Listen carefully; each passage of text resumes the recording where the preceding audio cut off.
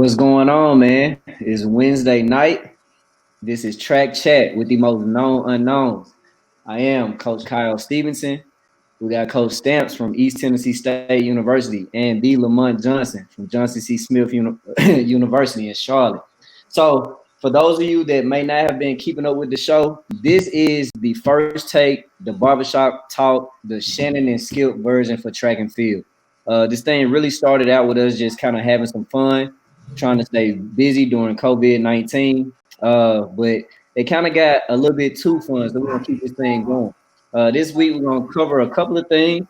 You know, track is back. It's not back on the grand scale that we want it to be, but it is back. So let's start with some weekend recaps, both on the East Coast and the West Coast. We had some good sprint performances down in Florida. Then out there on the West Coast, there was a guy named Donovan Brazier that we know him more so for that 800, but he dropped a hot time in the 15. So, Lamont, Stamps, kick us off. I'll go first. Out of the meet down, the showdown at O-Town at Montverde Academy, where the Dennis Mitchell crew trained, you had some sprinters start shaking off the rust. We had Noah Lyles' performance, sub 10 second performance. Justin Gatlin, sub 10 second performance. And one of my favorite guys that I've been waiting to see come back and get back to his abilities from a typically career-ending Achilles injury, Trayvon Bromell, 10.04. And on the ladies' side, Shawnee Miller, sub 51, 50 point, and then 22 mid, in the 200. And I'm gonna give a shout out to Kaylin Whitney, who is a high school prodigy from years back, who moved up to the 400. She ran 51. 99, I believe, or 51.9. Correct me if I'm wrong, Lamont. And Hannah Cunliffe, a former Oregon star, now training with Raina Ryder, I believe, went 11.1. So it's really good to see her, get back to those types of performances that we know she's capable of. Has had a hard time adjusting to the professional circuit, but you see things rolling into shape, look really good on the videos that I saw. All right, Lamont, man, our track historian. Let's spend a little bit of time on this meet in Orlando. Let's start with because in past conversations, we've talked about the future of Team USA. So with Noah Lyles, I believe he ran 993 versus Gatlin's 999. All right, is Noah Lyles? Is he really one of those ones that we should be depending on? To secure a spot in that 100-meter final at Olympic trials next year. Oh, absolutely. He's made it abundantly clear that he's going to do the 1-2 double going into this year and moving into next year. Right now, with the uncertainty of Christian Coleman, who's going to keep him off the team, he's easily a top 2 sprinter in the United States. I believe that he's going to get better at the first 30 of his race, because that's where he really struggles at the most. If you watch him, a lot of his stronger attributes in the races towards the latter part of the race. But I really don't see anybody keeping him off the team.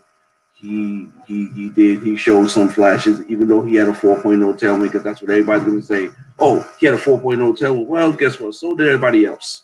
Right. When the clock stopped for him, it said 993. When the clock stopped for everybody else, it was slower. So I'm not worried about the win, because they've already proven that they can run under 990. So we're not worried about that. Especially seeing some of his pre-meet time trials that he's ran. I think he ran like 31 seconds in the 300, at his practice run, so he's in good shape to do some things. But I got to go for what Stamp said. Okay. Now, Bromell, there we go. Bromell, he is the shot in the arm that the United States is going to need. One, everybody knows that I'm cool with Mike Ford. All of us are good friends with Mike Ford, and even though Mike Ford no longer coaches him, just watching and knowing the stuff that this kid went through, what he sacrificed for his country. And I'm using that statement very specifically.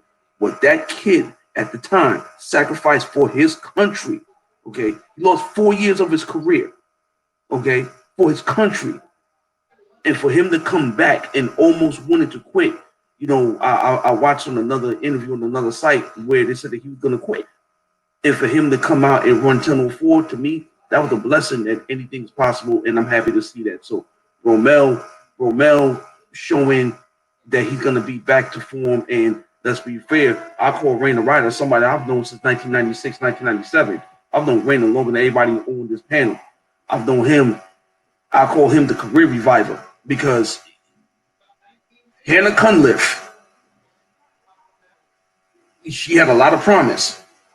And now the fact that she ran 11-1 goes to show what Raina's is starting to do with her. And you can see the flashes of her coming back to where she was.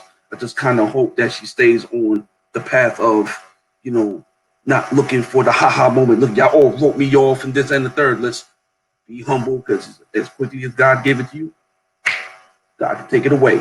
So that's a fact. So with that, Lamont, because we were talking earlier before we jumped on the call, Stamps, you got an interesting fact. And so with that 11-1, let's take it a step further.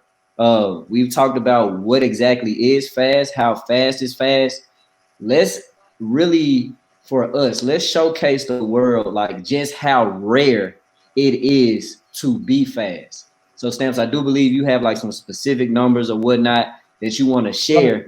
And not only with Hannah, we got another rising female star, all right, that is a familiar name. We saw her perform at the NCAA championships. She's now getting started in her young career. So Sha'Carri Richardson, man, is she the future of women's sprints for Team USA?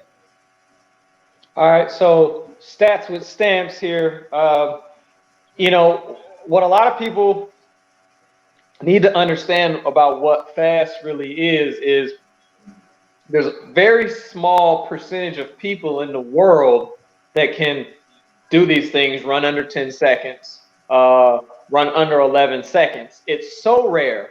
There's 7.8 billion people in the world. So what I did was there's 101 women that have run under 11 seconds. There's 86 men. So that's a total of 187.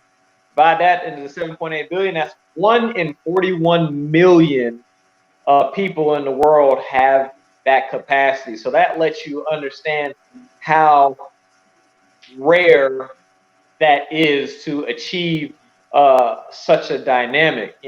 Individuals that are moving at those speeds are likely close to 30 miles per hour, for men, and close to 23 to 24 miles per hour for women.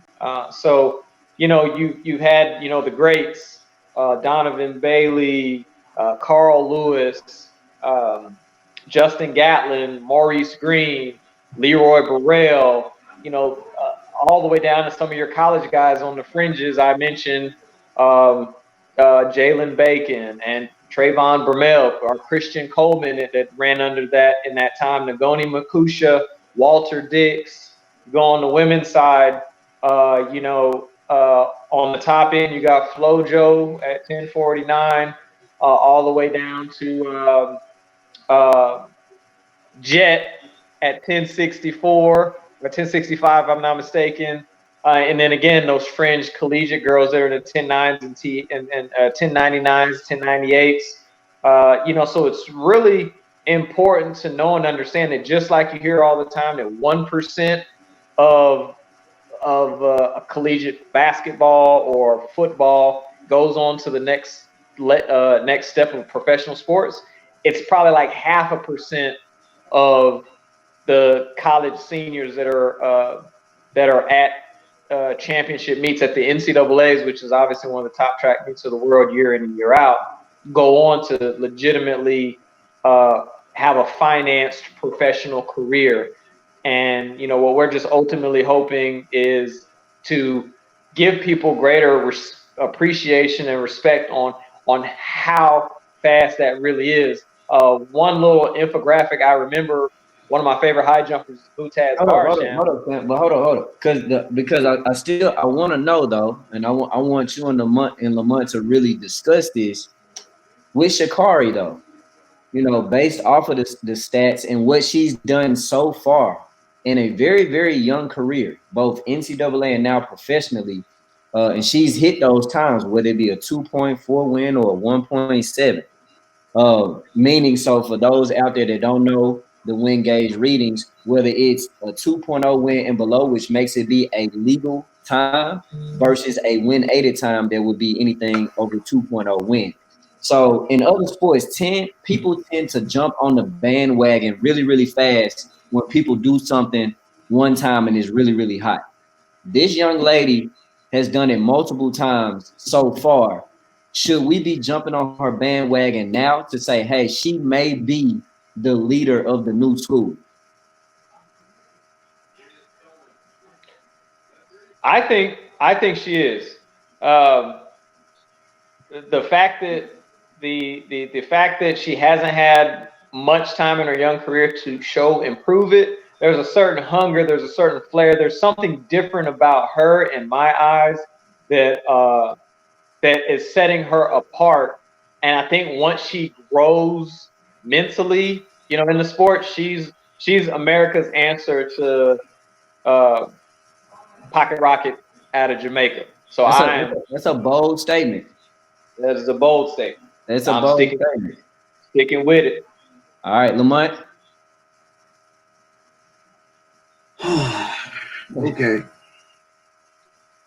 Listen, the verdict is still out on the young lady. Okay. And we have to be mindful to let this young lady grow in the sport and not put too much pressure on her. Okay. When you are trying to compare her or even remotely put her in the same breath as the greatest 100-meter female sprinter of all times, that is to me asinine. Okay. The young lady in the collegiate system, mind you, she had all those races. She ended up running 1075, which was great for her because it got her race sharp. Now she's going to be in a system where she's not going to be racing that much. Okay. Granted, her mental, I think, is going to be the key factor in her success. Because when she runs with a rage that you see only men run with. You don't see women run with that kind of rage. So she may shock a lot of people. Do I think she's going to be the future of U.S. sprinting based on what we see out here in the United States right now? Yeah. Because honestly, I mean, I'm really not impressed by the vast majority of the crop of sprinters that we have now. And that's excluding the collegiate athletes, because my policy, I don't talk about college athletes. But the professional ones, I really don't see anyone else supplanting her. I think she's going to be the dominant. I do feel that she can be the dominant sprinter in the United States. Now, on the world scene, she still got to deal with the likes of Elaine Thompson, Ta Lou. She has to deal with, Shelly Ann, even though Shelly Ann, people say she's on the back end of her career. I don't know. She ran 1070. I don't know how many people on the back end of their career can run 10.7 and drop back. Then you got the young girl from Great Britain. So, we pegged English Gardner as the next great one. And so, it's a wait and see approach. Nationally, I think she's going to be the dominant sprinter. I think every championship may go through her for the United States. But as it pertains to the world stage, I think we need to wait and see. So with that, Lamont, what exactly do we need to wait and see? Like, what would be like the defining moment, or is it a matter of consistency? What would you need to see to be like, okay, now I'm rocking with her? Consistency, because you have to remember, man, Shelly Ann could drop 10.8, 10.7 at the drop of a hat every week. Like it ain't nothing. To me, it's consistency. We all know. Look, Asafa Powell, arguably, we're all in agreement to this, is the greatest 100-meter performer, 100-meter performer of all time. What's his main problem? You know what I'm saying? Don't win championships. Now let's take it another step. Let's take another step further. English Gardner from 2013 on, she was the one that will upset the apple cart every championship when it came down to making the team.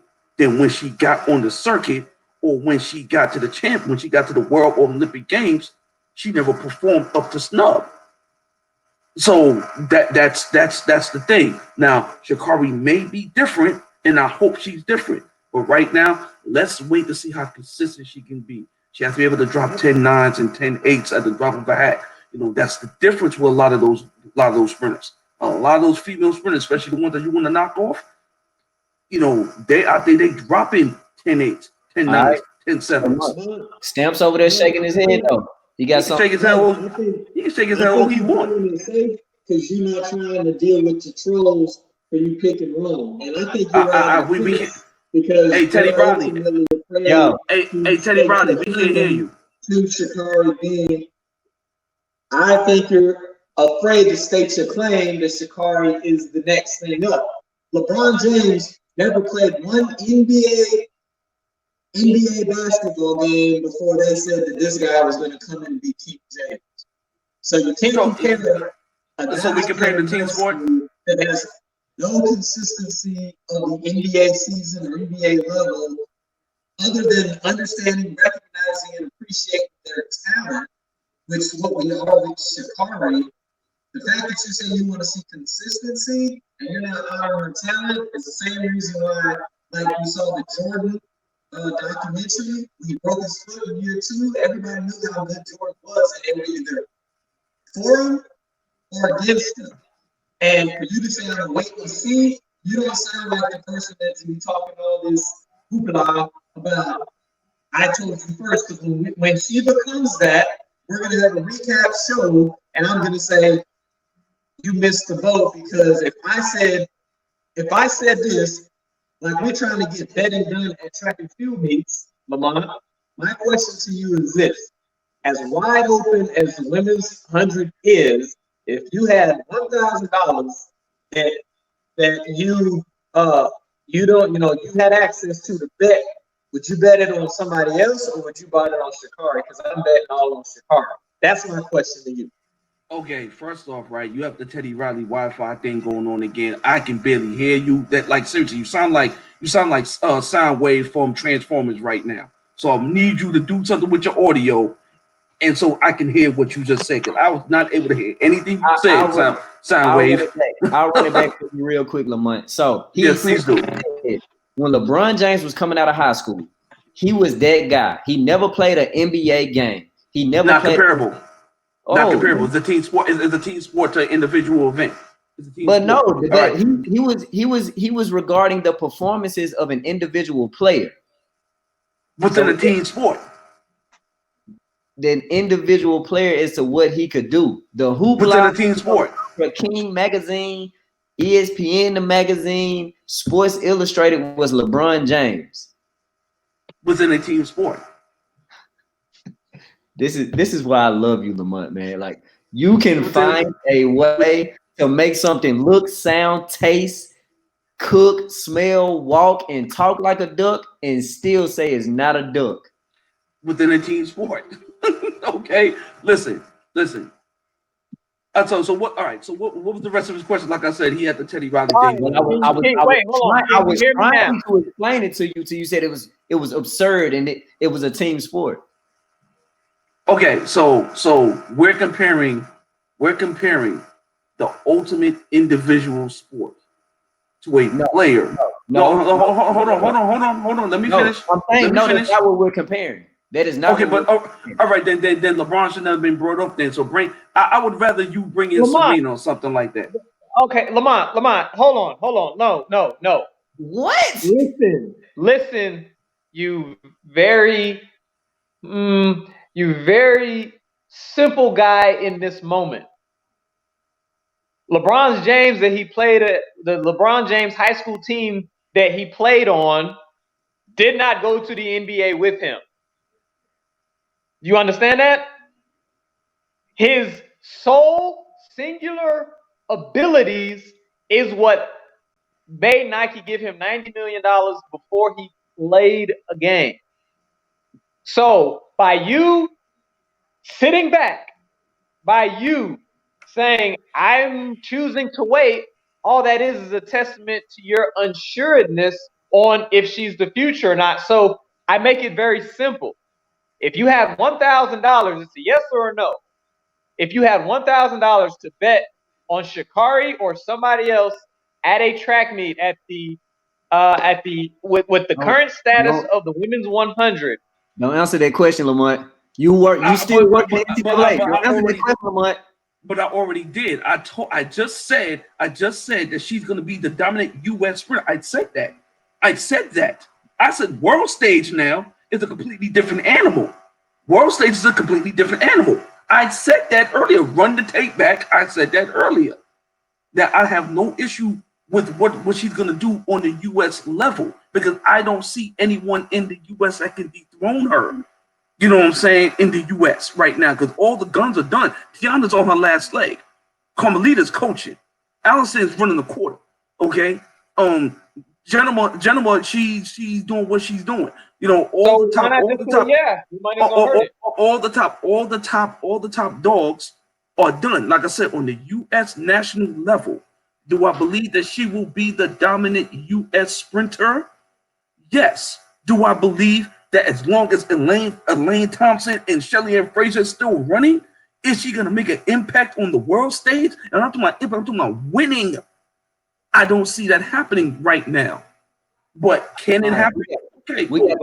For once, Lamont, you have made that point clear. But before we move on to the next topic, what I don't get is how in the world can you discredit one individual athlete and their performances at a lower level below the professional level, and then take another now professional athletes that performed at a high level at a lower level outside of the professional league and not make them comparable because it's an individual athlete and their performances. Dude, but you have to understand something. Basketball is a team sport. Listen, LeBron, in order for LeBron to do what he had to do, he had to have teammates to pass on the ball. All right, Sha'Carri doesn't have a teammate that's gonna, in sense where when she's in actual competition, her teammate is gonna assist her on what if you understand the construct of what I'm trying to put it in. You all trying to compare LeBron, who plays in a team sport, to a woman who's in an individual sport. No, we're not. Yes, y'all are. We're comparing athletes that perform at a very high level. That's it. That is it. But you know, we're gonna move on. Let's move on. So we're gonna change gears a little bit. So with that, we're gonna put a little bit of pressure on the NCAA. So I mean, I'm an 80s baby. You guys are 80s babies. I didn't grow up getting the participation trophy. I'm sure you all didn't grow up getting the participation trophy. Like, sport was pure, sport was sport. Somebody won, somebody lost, somebody had a smile and cheers, somebody went to go get some pizza or whatever. The other team went home crying, So now, though, we live in this type of culture. We are a part of it. How do you guys feel about first team All-American, second team honorable mention? Is it needed? Is it necessary? Do we need to change it? Do we need to go back to the Jets? If you top 8, you earned it, you All-American, da-da-da-da-da. If you're non-American, I want to know what you guys think. Okay, let me start this one. I'm going to take you on a historical fact. You know the reason why the added All-American honors was awarded is because you had bitter individuals that was mad at the University of Texas El Paso and Washington State University, who were the founding fathers of bringing over Kenyans to the United States to run in the collegiate level. So they felt that they were taking away the good old boy All-American awards away from the American-born athletes. So that's why we had while we were running, that if you made the finals, but like let's use 1999, Boise, BYU's whole entire men's 4x1 team was all from Ghana. Okay, So the next team behind them made All-American, even though they didn't make the finals. Okay. I was never a proponent of that. I feel that if you made the finals, you were the only All-Americans on the track. Period. Point blank. But the funny thing, it went from only 3 people making All-American, the top 3 teams, and then people wanted to add on and all this other stuff. But that's another historic moment right there that I won't delve into too much. As to the current state of the All-American honors, I think it's full of crap. And this is me, the competitor, speaking. To me, it waters down the All-American in Division One. It waters down the prestige of what All-American used to be. Mm-hmm. Now, if you make it when you make it to Oregon, because like I said, Division One, because Division Two hasn't adopted. Division Two has adopted it, but we don't really, we kind of to the side. But Division One is very hell bent on this. To me, it waters down the prestige of what the being an All-American used to be. Okay, you make it to Oregon, you're an All-American. If you make it to the semifinal and final stages, which is usually Oregon or Austin, you make it to the final destination, you're automatically All-American.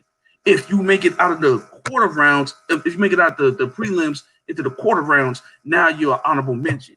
It's like, so we're just giving out awards for people who's not even making it to the final. You're not even making it to the dance. You know what I'm saying? So to me, it's a financial ploy, because some people put in their contracts, well, based on how many All-Americans I get an extra bonus, this and the third. That's the shiesty part of this whole All-American thing. I don't think that's good business. Right. I mean, fine and dandy. Look, I'm not gonna turn down a good dollar either. But if we're talking about just the pure authenticity of what it means to be an All-American and bring the prestige back, I think all those All-American honors is too much. Without a doubt. So Stamps. I mean, because you and I, Lamont, correct me. You got Jamaican in your blood, right?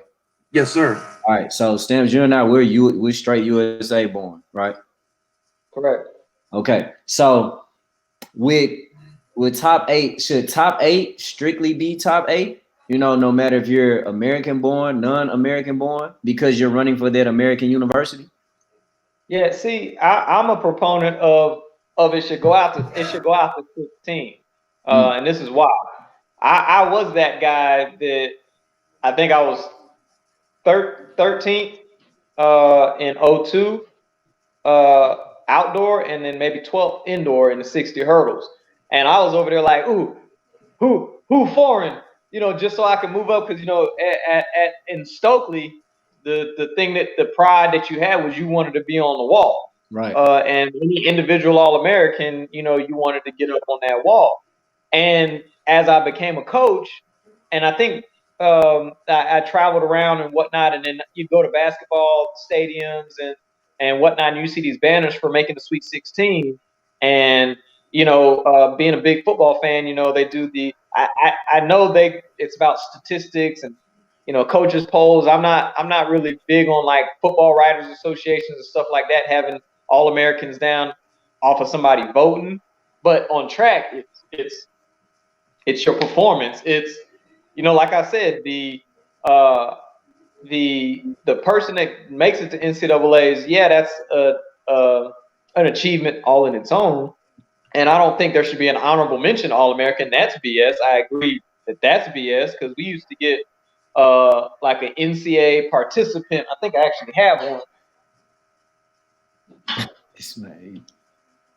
We get this thing. It said 2001 in Division I Men's Championship NCAA participant. And this ain't nowhere, because the damn not participated, man. Like I didn't get nothing. It is what it is.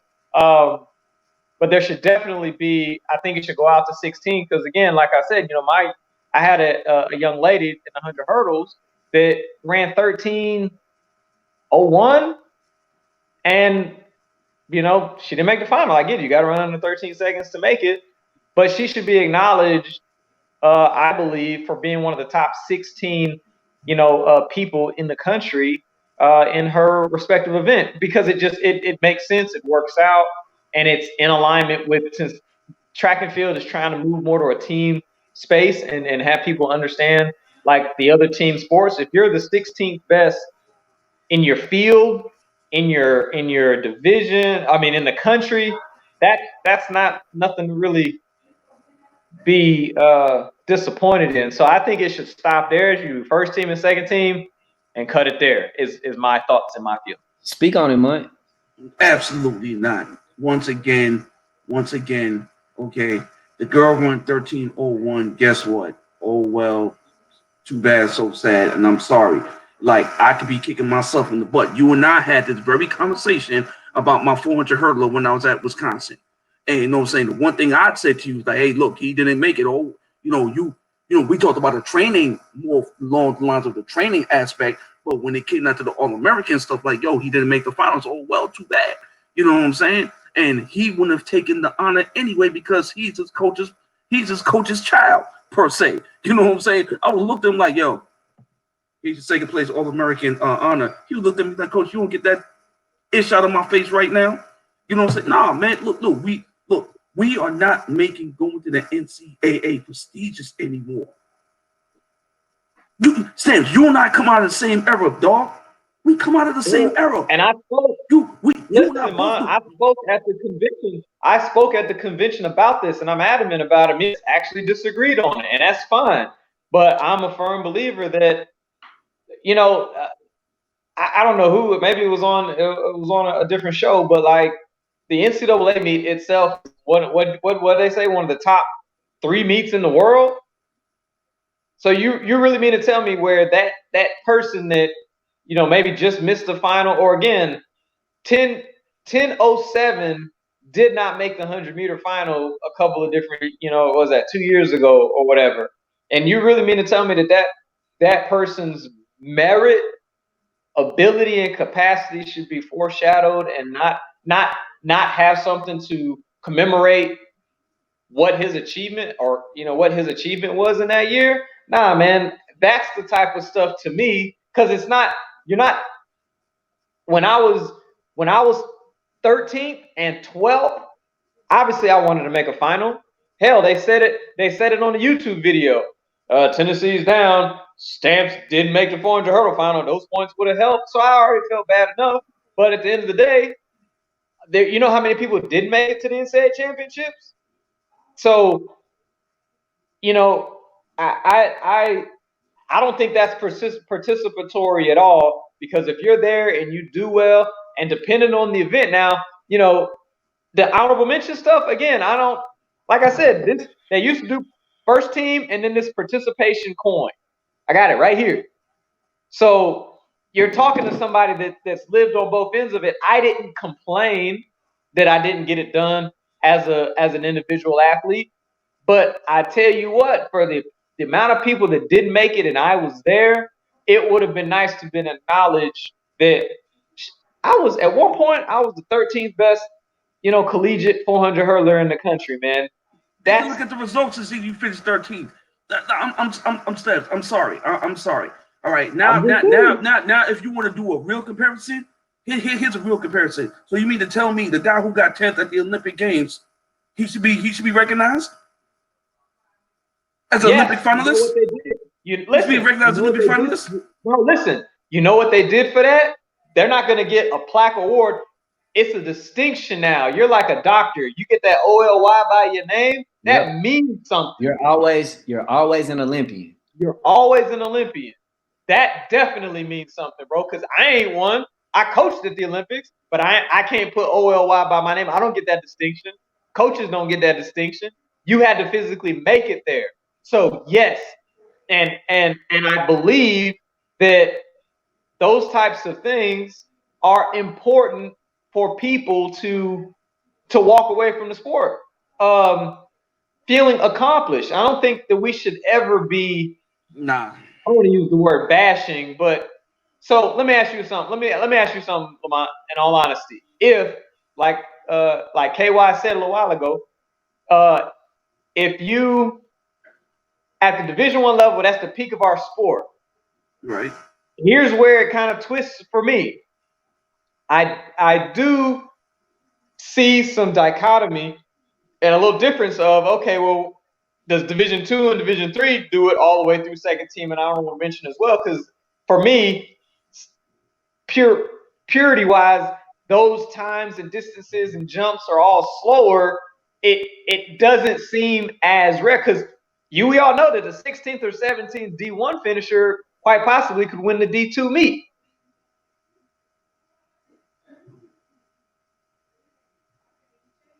Okay. Let me chime in right quick, Stan. So that one valid point, but before you get too far, I do want to say that because I'm really in the middle on this now. But before we jumped on, I was straight. Me and Lamont, we on the same page. But one of your points that has at least not changed my position, but it has at least allowed me to think differently about it, is the NCAA March Madness tournament. And so when you look at how many track and field athletes compete in the NCAA, to be in that top 16 is crucial. Because let's take a look at indoor. Indoor is so difficult to qualify for if you want to be in that top 16 out of everybody that is in the country. However, in that second point that you made, that made me think too. Competition, baby. But the second point to that is that Olympian standard. Because no matter what, as soon as you tell Joe Blow on the street that you are an Olympian, you're an Olympian. It doesn't matter if you got gold, silver, or bronze. You are an Olympian. So I do get that part. I do. Right. But to the average fan, you're right. That's not. I mean, the average everyday person, that's not going to matter. But to us, you call yourself an Olympian. Listen, you know me. Okay, you know me, dudes sat here, left the United States because they couldn't cut it in the United States to make the U.S. team, and flocked to a country. I'm not going to put the country out there because I don't want people inbox me or calling me. But you already know where I'm going with this. All right. Hey, Okay, listen. Can we really respect them as Olympians? Can we really respect them? So it's not all this. Honestly, it's really not all the same. But that's a whole nother tangent. My thing right here is this, man. My thing right here is this.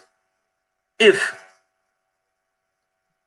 I will concede, put it like this, I will concede. If we could get rid of the honorable mention, and let's say if we do go 16, I may not still like it, but I can deal with it. My personal preference is that, yo, you ain't make the finals, you ain't getting nothing. Bye. Too bad. Beat it. Try harder next year. Oh, your eligibility's over? Sorry. And hold on. And this is why we're loving this show so much. This is where great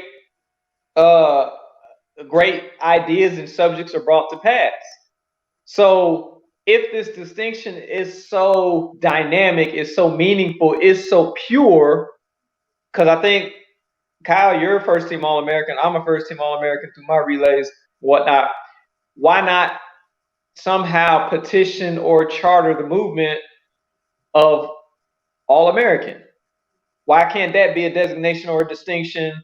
I would then meet you in a place to where if that dynamic is something that those folks walk away from, because like you said, whether a person that doesn't deserve a job gets a job, we can't stop them from getting that job. We can't stop the athletes that have gone to that unnamed country to go chase their Olympic dreams from doing that. And the majority of people do it the right way. But I definitely, again, as I'm listening to it, it would be really cool. Think of when they started that whole distinction and how, we all have friends that, like Alian Pompey, my homie, OLY, why not? Because this is a thing that is known in the annals of collegiate sport, that All-American status means you were one of the top in your field at what you did. It'd be cool to have the distinction, Kyle Stevenson, AA, All-American, or something like that, as something that extends beyond our competitive years, because the NCAA Indoor Track and Field Championships is the hardest national championships to qualify for. And I love it. I love it. Because it because from a coaching standpoint, it makes me have to coach harder. It makes me have to do better. You know what I'm saying? Nothing's gonna be given. And I always tell my kids, get to the meet, I'll take care of the rest. You know what I'm saying? Like, that's my quote. You know what I'm saying? We qualify for the meet. Don't worry about it. Don't worry about all the nerves. I'll take care of everything. Trust me, you'll be in the finals. So that's it. So that's just me. I think I will be willing to concede if they take away the honorable mention and they kind of awarded it. Right. I will concede to that. I just want more prestige to wear All-American. Listen, I'm sorry. I look at your All-American honor in 2001 much more prestigious than the ones who made them the second team All-American that just got to the meet. Because they don't understand what we had to go through, baby. They don't know what it's like to be missing class every week because we was flying around the country to get times and stuff, to get better competition and stuff like that. They don't know what we had to go through, man. Running with jet lag and you doing finals on the plane and you doing exams on the way to the airport. Like, people don't know what that is, man. You know what I'm saying? Just to catch these walks. So to me, we got to bring the prestige back into those All-American honors. And if they take away the honorable mention, I will concede. I may not like it, but it will probably grow on me. I agree with you there, Lamont. I would concede with removing the honorable mention. And for me, let's get rid of this title of NCAA preliminary round. Like, stop. Because now even in my conversations outside of the sport, it's now being seen as like a championship meet. And to me, it's not. Like, you know why I think the NCAA messed up at? The NCAA should have allowed the regionals. Y'all remember when the regional meet teams used to win the regional meet and get a trophy? You have to actually compete. Right. I think they need to go back to I think we need to go. Instead of 4 regions, we go to 3. I already mapped it out. Go to 3 because remember our biggest complaint was the West region. That was the Pac-12 meet plus. Where they weren't even running prelims in some of their events. So I'm thinking we go to 3 regions. We kind of go from Nebraska over, make that the West, everything in between, and then like from maybe Ohio to the East Coast, make that the Eastern joint. You dumb down the numbers, and then you make it an actual championship. Make it mean something. You know what I'm saying? With that, hold up. Do you go back? Because with me, I don't know what it was like for you guys. Do you then go back to the marks? Because we had the regional qualifier and then the provisional. Do you go back to that, or do you just leave it as your top at that point? I guess top 36, or what? I think I'll be good with either way, as long as the numbers make sense. I think I'll be good either way. Me and Stamps, we were the descending order era. Okay. You know what I'm saying? We had to put them in time. We hit that auto time. Who you was out there looking at the computer, sweating? Boom, did we get picked? Did we get picked? I was a part of that. Yeah. Okay. You all right? Wait. You were part of you got you part of the regionals, and then you transitioned into the regional section. We still had an auto mark though. Right, but for us, it was straight. That descending order list was a different animal. So yeah, I'm cool. I'm cool. I will be cool either way as long as it makes sense and as long as we make it more valuable from a competition standpoint. I wanted to be competitive.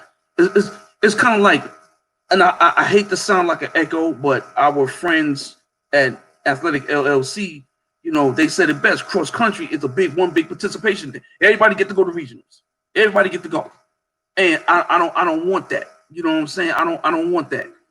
I want when our AD sees us going to these meets, like, yo, we have to bust our ass to go to these meets. We had to bust our butt to get into this meet. You know what I'm saying? And we and we earned our right to go to Oregon, whoever's hosting the championship meet. We earned the right to go there. So I wanted to be a little bit more competitive twist to our championship on all levels. Whether it's D1 all the way down to NAIA. I wanted to be competitive on all levels. I agree with you there. So, but the thing is, Lamont, I don't like to bring too much on this show. So you know what? It's your time to shine. So for those of you out there that do not follow Lamont on social media, you need to. You need to follow him because this guy will throw out a question, and I don't care if it is to Jupiter. He gonna stand firm and stand by it. So we had to create a new segment for our guy Lamont Johnson, and that is "Don't debate me on this," because that is his tagline. So now, Lamont, it is your time to shine. What you got for us this week on "Don't Debate Me on This"? So, for the world out there who follows sports and who is heavily involved in athletics, let me ask you all a question, and this is rhetorical. I don't expect my panel to answer this. Whether you go up to Green Bay, Wisconsin, whether you go to Chicago, Illinois to, see a Chicago Bears game, or better yet, let's keep it collegiate, go to Bryant-Denny Stadium. You know what you don't see out there? You don't see statues of assistant coaches. You know what you do see out there? You see statues of head coaches. And I'll segue my statement this way. I put a post up about who's the greatest women's coach in history. Now, excuse me for giving my audience too much credit. I figured they would know that Pat Henry's the head coach. I was speaking about head coaches. As we all know, Pat Henry has never been an assistant coach on the NCAA level. He's always been a head coach. He went straight from Belen Junior College right to LSU and was a head coach from there on out. Pat Henry is the greatest women's coach in the history of NCAA track and field. May I interject real fast for the people, Lamont? When you posed your question, did you give like any parameters? Like, did you say it was based off of championships? Did you say it was based off of like division level, or was it just a complete open-ended question? It was a complete open. It was a complete open-ended question, and I will take responsibility. Right. I will take responsibility for that. But in the comments, but I did it on purpose. I wanted to start dialogue. Now I did it on purpose, and then inside the comments, I was telling everybody, "Yo, I'm talking head coaches." Okay. Now people decided to throw out names. Vince Anderson and Lawrence Seagrave and Dennis Shaver and all these other people. At the end of the day, the man who, when you open up their media guide and it shows the history of the head coaches, you know who they see, who they don't see in there. You don't see Dennis Shaver. You don't see Vince Anderson. You see Pat Henry. Pat Henry not only is the greatest women's track and field coach, he's the greatest combined program coach in track and field history. Greatest combined program coach for men and women. Okay, so he has 27 national championships on the women's side. Okay, I believe the next closest is Bev Kearney, and she's 20 behind him. So where's the debate? Why is everyone up and on? Why is people throwing out the great, and God rest his soul, the great Ed Temple? I get it. He had one of the greatest runs on the women's side for track and field, but they are talking about his postseason exploits. Now he had good NCAA moments, but he never won an NCAA title, and that's what I'm talking about. If we're talking about titles, which is what I was talking about, because that's what it's all about. It's all about winning. It's all about winning. It's the reason why people claim that MJ is the GOAT, even though we know Bill Russell, because Bill Russell got 11, but that's a whole nother story. He has 27 titles. He has had some of the greatest feats under his watch, whether it was NCAA collegiate records, whether it was some of the most dominant sprint programs, whether it was some of the dominant jump programs. Then he moved on from LSU and went to A&M, and then he became great on both the men's and women's side, even though he won 2 men's titles on the men's side of LSU, which is really hard to do under the scholarship circumstances. It was really hard for him to do. He got it done. But going back to the women, he's won 27 national titles. Okay, that to me alone marks him the greatest women's coach ever. It ain't up for debate. Don't debate me. Don't at me. When you come for the king, you best not miss. Stamps.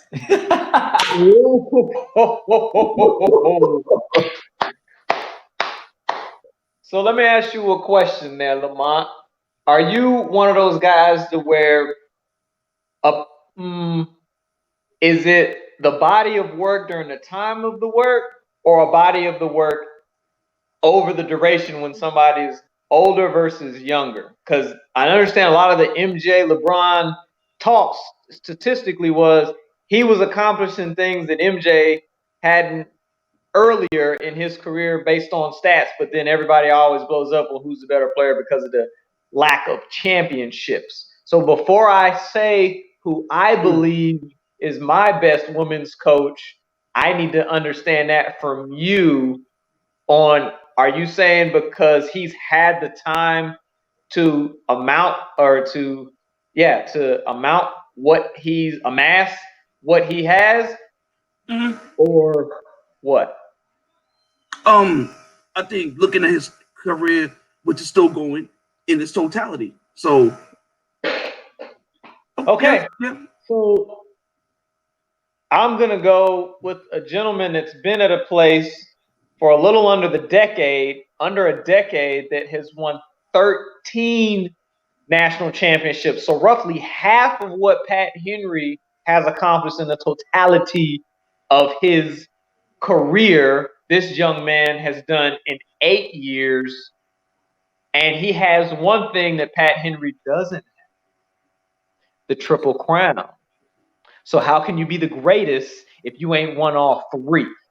Don't debate me. At Stamps, player. Wait, who? First off, you just threw out something. You ain't throw out a name. Who are you referring to? Robert Johnson of the University of Oregon.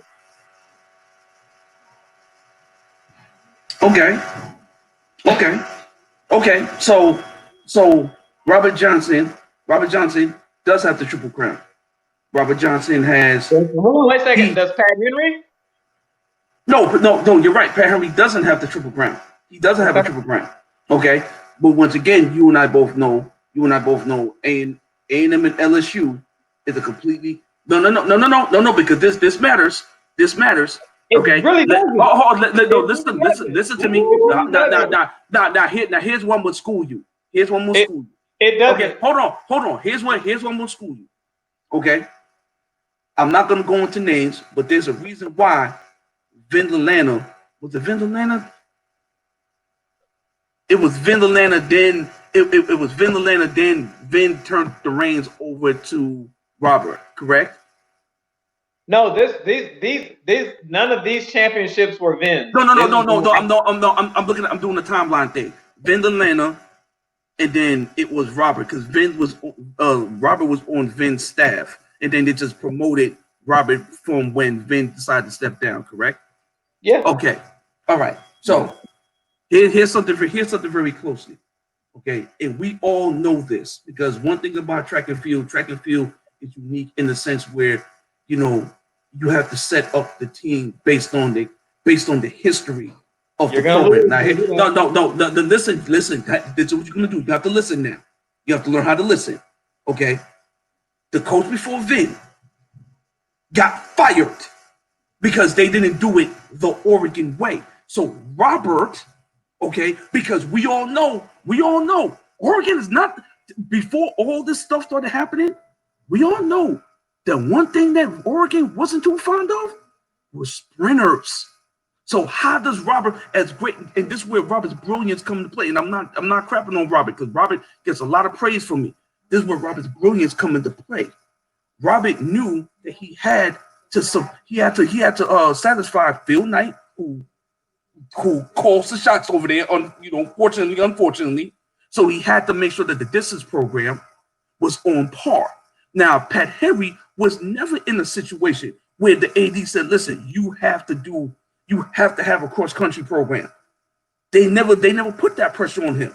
That's what I'm saying. So Pat Henry's long as we know, based on A&M and LSU, he never had to have a cross country program. But Robert had to. He had no choice in the matter. He had no choice. So to me, that's not a really good comparison because the two situations are completely different. It's completely different. No, they're not. It is. Okay. No. It is different. It is different. No, hold on. I give you a prime example. And I'm gonna give you something closer to my heart. Okay. Little did y'all know, if y'all did the history, Iowa State got 4 cross-country national championships. The legendary head coach, Bill Bergen, love him to death. He was a mentor to me when I was coming up, this and the third. When Coach Lynn stepped down, when the new AD came in, his thing was, we have to turn Iowa State back into a distance power. Okay? The AD let it be known that, hey, we have to become distance. That's why I sent that message to y'all. I was on the last sub 40 relay team that was 21 years ago. Okay? You hear what I'm saying? I was on the last sub 40 relay team. I was on the last 39-second relay team, bro. Hey. So once again, it's all about what the direction that the head coach want to go in, and also what the direction that AD wants y'all to go in.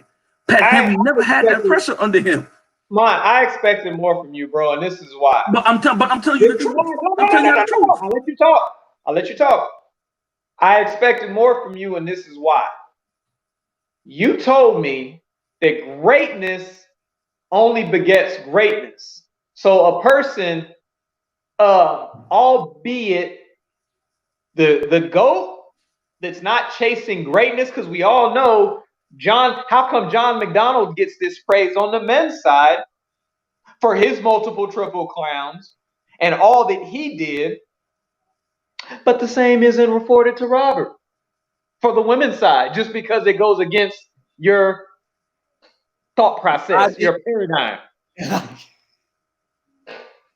Wait, okay. First off, I'm giving Robert his praises, but he's not. But he has how many national titles? 13. On the women's side. On the women's side, he has 4 women's indoor, 2 cross countries. That's 5, 6, and then 2 outdoor. He has 7. He has 7 right now on the women's side. So he's 20. So he's 20 behind Pat, right? Yeah. Conversation over. Continue. Right. No, but continue, guys. Hey, as long as Pat Henry. Yeah. Pat's over 70 years old. That's why I asked the question in the beginning, because the person that accomplished more is a person that accomplished more faster, better than somebody that accomplished more over a longer duration of time. He asked you that, Lamont. He asked you that part, and you said it's the totality. It's the totality. Okay, right. But if you look at the totality of what that man did and what Robert did, okay, he's looking at it as a fact that, okay, he did it fast. But he still don't have the same amount of titles that Pat has, man. He doesn't have the titles. So Lamont, I'm gonna ask you another thing, and hopefully you can stay on track before we give our roses out. Was Tiger Woods regarded as the fastest for what his career was, or what he did earlier than everybody else? I think what really put Tiger over the top, and this is my opinion because I'm not fluent in golf. I think what put him over the top was that Tiger Slam. I think that's what it was. I'm not fluent in golf, so I can't educatively answer that question. Okay, so you from New York. Was what put Mike Tyson over the top that he was the youngest heavyweight boxing champion, or the fact that over the course of his career he was only knocked out 6 times? Mike Tyson, let's see. Good question. Good question. When I have to think about his career, because I do know a vast majority of the people that he did fight was cupcakes. Like, to build up that record, that is the blemish on his history. So I have to look more in depth into that. I definitely have to look more in depth. I think I did my job. This is gonna be my favorite part of the show. Don't debate me on this, because Stamps, I believe outside of you, probably Chuck, like just without a script. Y'all may be the only two to stump Munt. Like No, first, he nah, didn't stop. That's just we no, moving no, on. first, We moving no, on. first, We moving no, on. no, we not, no, we not, no, we not, no, we not, no, we not, no, we not, Trying to give out the no, we rose. not, no, we not, no, we not. Hold on, hold on, hold on. First and foremost, as a moderator, you hold on, time out. As a moderator, I had to mute him. We about to get these. I just unmuted. Nah, what y'all not gonna do is claim that people stomped me, and you saying that you're not supposed to be agreeing. You're supposed to be moderating. Second of all, everything I said was factual. He want to sit back and discredit Pat Henry for whatever reason, and try to make it seem like, oh, well, Robert's the greatest female. No, he's not. Because I'm going over titles. He has 27. But Robert has a 27. title. Okay. Pat Henry doesn't. Okay, but that's the greatest. okay. How can you be the greatest when? How can you be the greatest when you don't have? I just told you. Have that. No, I just told you. The setup at Oregon is completely different than the setup that was actually at LSU and A&M. I just told you that. Okay, I give you. Okay, so Tennessee is the greatest. Tennessee, based on conference championship, is the greatest team in the SEC, right? We're the greatest SEC team. Yes. Right. How many cross country titles y'all got again? I don't know. Okay, shut up. Listen, y'all. Shut up. Yeah, it's Rosen. Shut up. Done. Hey, you see how you win that? You see how you come back and win that, Kyle? Take notes. Like I said, you come for the king, don't miss. That's not how you win. Because number one, hey, I agree with it. Doesn't eliminate because this is where I gotta correct you. Because my choice wasn't Robert Johnson. I'm still rocking with Ed Temple for the fact you didn't give any parameters on what made someone be the greatest women coach. So if I'm looking at the time period, the restrictions, the availability, the resources, the person where they were, and everything, Ed Temple is still my personal choice. However, and I would never discredit him. In the premise of the debate, it's a very valid point as simply looking at head coaches, no matter what the university requires, no matter if there's pressure or no pressure, and how fast it has been accomplished. And what I will say in the most recent times, and I'm going to give credit to both Pat Henry and Robert Johnson, the type of run that Oregon had, and I think will have again once their cathedral is back up and running, that run that they had in the early 2000s, phenomenal. The fact that Pat Henry not only won, even though this is outside of the women's conversation, the fact that Pat Henry has been able to win the men's and women's title at two different institutions. At the same time, sometimes. Exactly. At the very same time, very impressive. Very, very, very impressive. To each its own, however, in the scope of, that's why I asked at the very beginning, you got to place these type of parameters when you're asking that conversation, whether we're going to equate wins or championships or the social dynamic attached to it or whatnot. So it is time to give out these roses, man. So say that what is it? is so small. Like, what are you doing? No, sorry. That was sorry. Anyway, Mutt, we'll go with you, man. Who you handing your roses out to this week, man? Oh my God. All right. So today, I'm gonna give my roses out to I'm gonna give it out to Charles Ryan. And let me explain to y'all why. Before me and Charles even became friends, he reached out to a mutual friend of ours who later then became one of our co-workers, who became one of my closest friends, Lauren Smith. He was at La Tech and he was about to make the jump from La Tech to Academy of Law. He reached out to Lauren, not knowing me, just watching me and following me. And he tried to put me in a position to replace him at La Tech. He and I never had a conversation. Moving forward, he always kept me in the back of his head when it was time for me to get work. He saw the grind that I put in. He saw the work that I put in. I never forget, he called me, he said, "Dog, You in grad school right now. I heard about that. Yo, I got this job for you. Here's your opportunity for you to come get your shot. We had a long conversation. One thing led to another. I was out there. A lot of people don't understand where that man's heart is, because people get caught up in his very outspokenness and thinking that he just likes to, rattle the cage, whatever the case may be. The man has a heart of gold. The man will literally give you the shirt off his back, no matter how burnt he may have been from a situation from somebody else. He will still remain true to who he is. He is as loyal as it comes, okay, and he is very loving in all aspects.